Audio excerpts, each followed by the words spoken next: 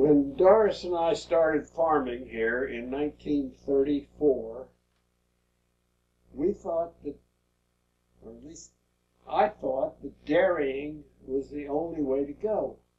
So we had a cow barn built with 20 stanchions and a silo, and we worked at that for about 12 years.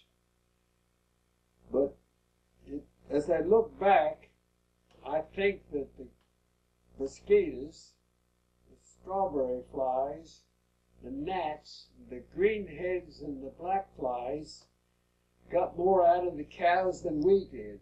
So in 1946, my father said that he was going to sell out his dairy. So I drove my cows up there and sold them at the same time as he sold his at auction.